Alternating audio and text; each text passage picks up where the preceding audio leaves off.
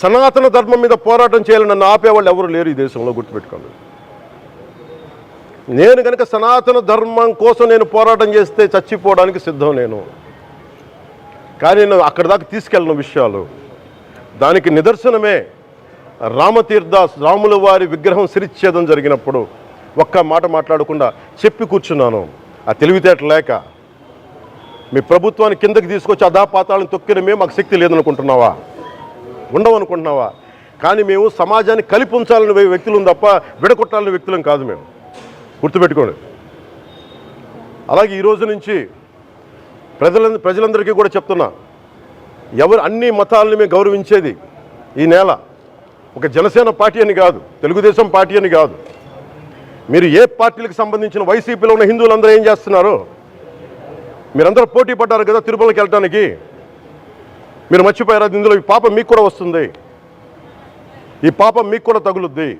మీ మౌనం కూడా మొత్తం జాగ్రత్త, తరాలు నాశనం అయిపోతాయి. మీ మౌనం మంచిది కాదు.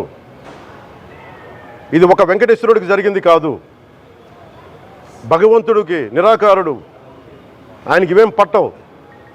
మనం నమ్ముకొని ఆయనకి వెళ్తున్నాం, అది మనకి బాధ్యత. ఇది ఇంకా ప్రతి ఒక్కరు దీన్ని గుర్తుపెట్టుకోండి.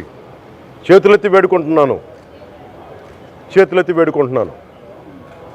సగటు హిందూ మీరు సినిమా టికెట్లకు వెళ్ళిపోతారు, అభిమానులు అందరూ. మీరెవరు హిందువులు లేరా? సినిమా టికెట్ల కోసం చించుకుంటారు. సినిమాని మీరు కూర్చోడానికి మీరు మొత్తం మాట్లాడతారు. అందరిని అడుగుతున్నా, మొత్తం భారతదేశపు యావత్తు ఉన్న సినిమా అభిమానులను అడుగుతున్నా, మీరందరూ హిందువులే కదా, అత్యధికులు హిందువులే కదా,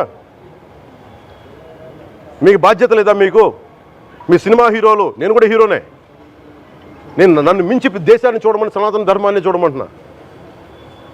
మీ కన్వీనియంట్గా కూర్చోబెట్టి హీరోలను ఎత్తడం కాదు, నన్ను ఎత్తడం కాదు. ధర్మం విఘాతం కలిగినప్పుడు ధర్మానికి మీరు మాట్లాడటం మీ బాధ్యత. నా తరం మేము కష్టపడుతున్నాం, ముందుకు వచ్చాం. ఎవరి కోసం పడుతున్నాం ఈ కష్టాలు? మాకు సరదా కాదు. ప్రతి ఒక్కరి ఇష్టానికి వచ్చి మాట్లాడుతూ ఉంటే బాధ కలుగుద్ది. అయ్యప్ప స్వామి దీక్ష చేసే వాళ్ళ మీద ఎంత ఇష్టారాజ్యంగా మాట్లాడతారు. ఇదే మీరు ఎవరన్నా సరే ఇస్లాం మీద మీరు గొంతు ఎత్తగలరా? ఎందుకంటే రోడ్ల మీదకి వచ్చి కొడతారని మీకు భయం, అందుకు మీరు మాట్లాడరు. హిందువులు అంటే మెత్తని మనుషులు కదా, తోటి హిందువు కదా, మీరు ఏదైనా మాట్లాడచ్చు. మీకు నమ్మకాలు లేకపోతే మీరు ఇంట్లో కూర్చోండమ్మా.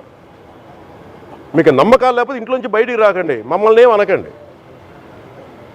మేము ఎలా పూజా విధానం ఎలా చేస్తాం,